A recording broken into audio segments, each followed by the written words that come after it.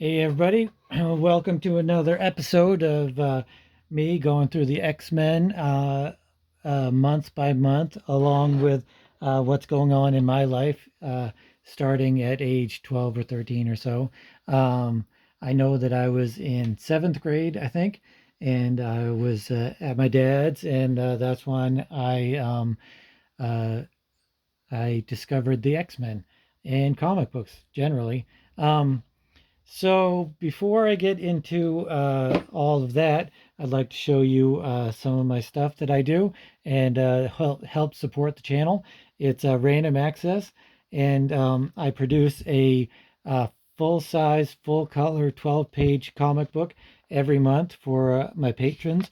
It's only $2 a month for my patrons, and you can go to Patreon / Alexander Turbin and you can find me there. Or you could go to alexanderturbin.com and at my website, and that's where all of my stuff is. Um, anyway, you can also contact me at directly at alexturbin0441 at Instagram. And if you enjoy this content, please consider subscribing and hitting the notification bell and all of that cool stuff. Um, so, like I said, I was at my dad's house living with my dad because my mom it was separating from her husband, Jim, and she left me there, and it was kind of a low point in my life. I say that, but there were some good things, and that's including the X-Men in comic books in general. Um, I said I didn't have many friends at the time, and I didn't really. I would go back to where I lived previously on Third Street, and that's pretty much where all of my friends were. And so and I'm up to issue 202. My mom's going to come back shortly, probably, I think, the next issue, either this issue or the next issue, and things are going to change again for me. um, so I think this is a good time to kind of explain what happened with my mom and my dad and why they got a divorce and everything. And so when I was like four, I think 4 or 5, I don't really remember anything. Who does remember things at age 4 or 5? I do remember going up those creepy stairs to the attic at Highland Avenue, and but I didn't feel like there were any ghosts, like my mom said that there were. Um, and I remember there was this big tree, this tree stump, and it was like kind of hollowed out. And I don't know if my parents would put me in there, but I remember it fondly. It's funny how things are bigger. It's kind of obvious, I guess, things are bigger when you're a little kid. And so I guess the tree stump couldn't have been that big, but in my memory, it was like this huge tree uh, wad of just wood, and it was like one of the greatest things ever. But so my mom and my dad met when they were I don't know how old they were actually, but he had a record store, and she had come back to Bangor from living in either Boston or New York or Louisiana. My mom was kind of a wanderer during that age, but this was at the time when she was here, and she met my dad, and he had a record store in downtown Bangor.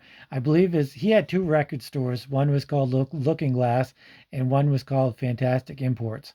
And he sold all kinds of records and pot pipes and uh, um, orange. What am I trying to think of? The blacklight posters. I don't. That's what I'm trying to think of. So a lot of blacklight posters and knickknacks and stuff like that. It was just kind of one of those '70s stores that had pretty much everything under the sun that was part of the drug culture, hippie culture, stuff like that. So at this time, I'm up to issue 202 of the X-Men, and I don't know where my copy is. I may have sold it. or I might still have it and I might have filed it in the wrong place. Maybe I was looking through comics and I was reading them because I don't know if you guys do this, but whenever I'm sorting my comics, I invariably end up pulling one out and start reading it. And then so it may have just been filed in the wrong place because this is one of my favorite issues of all time. Uh, the three previous issues, I had started to learn about the X-Men and their plight and their characters. And this was really, I hadn't really been into like a good fight scene or really what make comics or superhero comics especially one of the great mediums that it is. You have these fantastic fight scenes in comic books and you don't have them anywhere else. Uh, and just the cover to this, I mean, look at this. It's beautiful. I mean, this is the black and white version, but it's still awesome. There's just so much dynamism, blah, blah, and it's just fantastic. And I mean, this was one of the first times I really got to see Wolverine working his magic with his claws. And because even though I'd had three issues to get to know these guys, I really didn't fully know them. They weren't part of my everyday existence like they have been recently. And also Secret Wars 2. I had no idea really what Secret Wars 2 was. And this was just kind of a little taste of what was going on, which of all of the crossovers, Secret Wars 2 is probably the weakest, and really nothing happens in any of the issues, except for this one right here, where Rachel decides to kill the Beyonder. I didn't really know who the Beyonder was. I just knew he was some powerful dude that wanted to destroy the universe or whatever.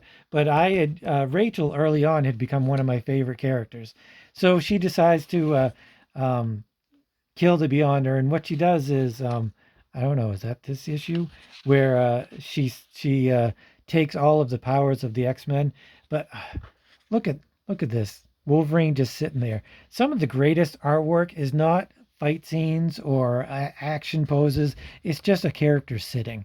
It's so hard to draw and doing it well, and he's just so relaxed. And that's one of the reasons I love John Romita Jr. is because he is so nuanced and he doesn't overdo it. You can so easily overdo a panel, a page, a character.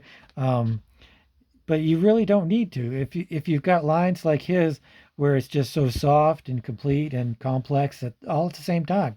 And here's my first introduction to um, what the heck is that? The robot thing that Xavier uses his helmet to geez, Cerebro. There you go. Got it. So here's another one, sitting. Oh, that's so fantastic. Um, but I could gush over his artwork is um, nonstop, nonstop. He doesn't even need um, straight lines. He uses these wavering, wavily lines, and they just work fantastically. And yet his characters, his human anatomy, his figures, they're just so flowing and beautiful. So here's the Beyonder. This is my introduction to the Beyonder, and he's kind of debating the worthfulness of life, and Phoenix kind of blows up on him. He's like, "That all you got?" Yeah. So later on, she decides to take the X-Men's power because she's not strong enough to kill the Beyonder. So uh, here's some of the flash forwards for what's going to happen. We have Sentinels and whatnot. So what's going on in my life is, like I said, not too much. Just I'm drawing. One of the first characters I have draw is Rachel in the seventh grade, and it wasn't really good. I also drew a poster of Rogue. It was like a cutout, but I don't think that was very good either. But I was learning and kind of decoding this art form that I've discovered, and so I guess it's like I said, it's time to look back. My dad was a bit of a cheat. He always has been, and I think he always will be. He just doesn't. He will never and has never found somebody that he couldn't bear to lose. I'm married, and I could not possibly imagine my life without my wife, so I could never possibly do that. Um, but he did. He cheated several times on my mom, and she tells me this story of how I think they were at a park or something, um, and my dad was flirting with a girl, or he was there with a girl, or something like that. And my mom picked up a Buddha statue, or she had a Buddha statue, or something. I don't know. She tells these stories way better than I do. Um, but she had this ceramic Buddha statue, and she was gonna like smash the girl's head in with the Buddha statue, but my dad was trying to stop her, and the girl was running away, and I guess it was quite a scene. And I don't know if that was the final straw, but eventually my mom had just had enough and decided that she was going to divorce my dad and take me and my older sister Cassandra to onto a wild new adventure. So they got a divorce, and we moved into this house um, on Warren Street. It was like we had Bangor is separated into two halves, and on our half there were the numbered streets, first, second, third, fourth, etc. And between those streets were other streets, and our first house was Warren Street, and it was this big brown, creepy looking place. And so yeah, so I guess this is when I'm going to start going back and looking at things from the very beginning, because while I was at my dad, I had a chance to read comics and the X-Men, and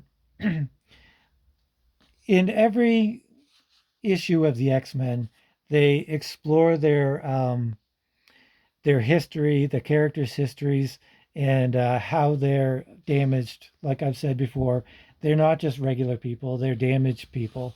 They all have some sort of thing wrong with them. Of course, Rachel is the Phoenix, and she was came from the future, and she hunted mutants, and that was how she was damaged, as well as having all of her family, the X Men, being killed.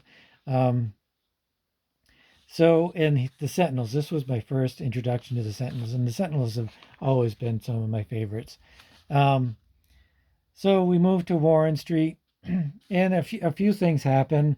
Uh, on Third Street, there's this big apartment complex that housed on the bottom were what would eventually become my best friend at the time until like out of high school, I guess. And he doesn't want his name said on YouTube, so I'll respect that. Uh, but on top of the apartment on top of his was a kid named Chris, and so me, him, and Chris all became best friends. But before that, a year before that or so, in the same apartment complex, there was another one, and that was housed the Ouellets. Ouellets. Ouellets? The Woolets. That's what it was. It was the Woolets. And they had a bunch of kids, and they were super poor because everybody in that complex is super poor, with either like single moms or just people that were having a hard time, doing better. Because Third Street was always kind of, I'm not going to say it was the hood or anything like that, because that would just be misrepresenting anything. It was just the kind of the poor area of Bangor. And yeah, a lot of disreputable things happened on Third Street and around Third Street. And but we moved onto Warren Street, which was like only a couple houses down from Third Street. So I really considered myself a Third Streeter from then on until I was um, out of high school. But I could still consider myself a Third Streeter. And so the Willettes um, became my babysitters, because there was all of the kids were different ages. I can't really remember all of their names anymore. I haven't really talked to them since I was that age. Um, but I do remember Beth, I think her name was. She was my babysitter. I don't know how old she was. Maybe she must have been a teen. And so yeah, that was, a jar to my life. Getting back to the X-Men, um, Rachel goes to um, kill the Beyonder, um, but the X-Men are going there to try to stop her, and they're fighting the Sentinels. I think it's because the Beyonder has kind of, yeah, sick the Sentinels on them, to kind of see what the X-Men would do, or see what Rachel would do. It's all kind of an experiment for him. Like, what will these people do? What will humanity do? Because even though they're mutants, he's still trying to figure out humanity. So some of the great scenes here. Storm doesn't have any weapons, doesn't have her powers.